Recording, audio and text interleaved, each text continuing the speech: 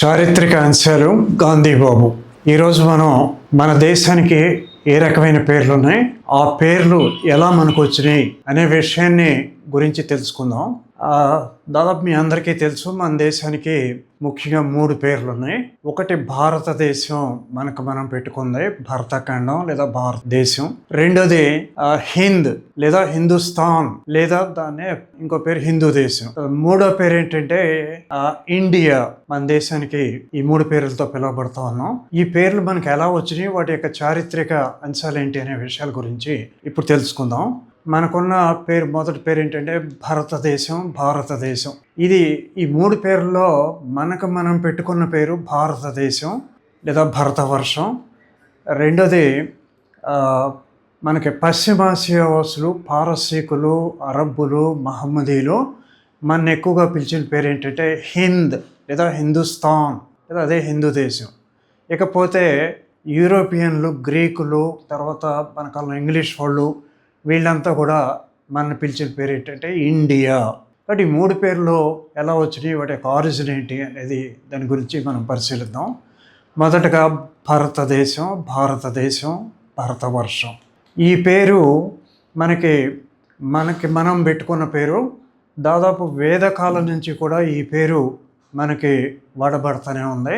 ఈ పేరు భారతదేశం అనే పేరు ఎలా వచ్చింది అనే విషయంలో మనకి మన పురాణాల్లో, మహాభారతంలో కూడా కొన్ని విషయాలు చెప్పారు. మహాభారతం ప్రకారం లేదా పురాణాల ప్రకారం చంద్రవంశస్థుడైన రాజు భరతుడు, శకుంతల దుష్యంతుల కుమారుడైన భరతుడు అనేవాడు మన దేశాన్ని పాలించాడని, అతను ఎంత చక్కగా పాలించాడంటే ప్రజలు అతని పరిపాలన గుర్తుపెట్టుకుని తర్వాత ఈ దేశానికి భారతదేశం అని పేరు వచ్చిందని మన పురాణాల్లో, మహాభారతంలో కూడా చెప్పబట్టడం జరిగింది. అయితే చరిత్రకారులు దీంతో విభేదిస్తారు. ఎందుకంటే ఎంత గొప్పవాడైనా ఒక రాజు పేరు ఒక మహాదేశానికి రావటం కష్టం. అలా కాకుండా మన చరిత్రకారులందరి అభిప్రాయం ఏంటంటే ఈ భారతదేశం అనే పేరు రావడానికి కారణం ఏంటంటే వైదిక తెగైన భరతులు. మనకి ఋగ్వేద ఆర్య యుగంలో మనకు అనేక ఆర్య తెగలు మన దేశం మీదకి వచ్చినాయి. సింధు నాగరికతను విధ్వంసం చేసినాక ఆర్య తెగలు, వాటిలో భరత, యదు, తుర్వస, ద్రుహ్యు, అను, పురు, గాంధార్, ఇట్లా అనేక తెగలు మన దేశంలోకి వచ్చి స్థిరపడినాయి. వాటిలో ఒక ముఖ్యమైన తెగ ఏంటంటే భరత తెగ. ఈ భరత తెగ వాళ్ళు ఏంటంటే చుట్టుపక్కల తెగల వాళ్ళని జయించి ఒక సామ్రాజ్యాన్ని స్థాపించారు. నిజానికి మనందరికీ తెలిసిన మహాభారత ఇతిహాసం భరత తెగకు చెందిన రాజకుమారుల మధ్య జరిగిన యుద్ధమే. కాబట్టి దానికి భారతం అనే పేరు వచ్చింది.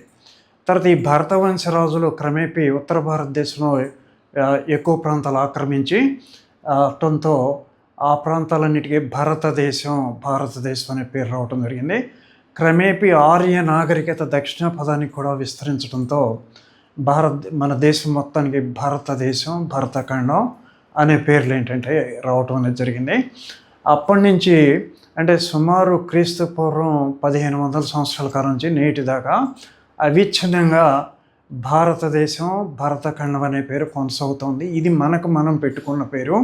కాబట్టి దీనికి మన పురాణాల్లో, మన ప్రాచీన సాహిత్యంలో కూడా జంబూద్వీపే భరతవర్షే భరతఖండే అని చెప్పి మనకి చెప్పడం జరిగింది, కల్పం. ఆ రకంగా మనం అలాగే 4వ శతాబ్దంలో 5వ శతాబ్దంలో గుప్తుల పరిపాలనా కాలంలో రచించబడిన విష్ణు పురాణంలో కూడా హిమవత్ పర్వతాలకి దక్షిణ సముద్రానికి ఉత్తరాన ఉన్నటువంటి భూభాగమే భరతఖండం. అక్కడి నుంచి వాళ్ళే భారతీయులని అప్పుడే పేర్కొన్నారు 5వ శతాబ్దంలో. కాబట్టి భారతదేశం అనేది మనందరికీ తెలుసు, మనం పెట్టుకున్న పేరు. అయితే ఈ పేరు బయట దేశాల్లో పెద్దగా తెలీదు, మన దేశంలో మనకు మాత్రమే తెలుసు అన్నమాట.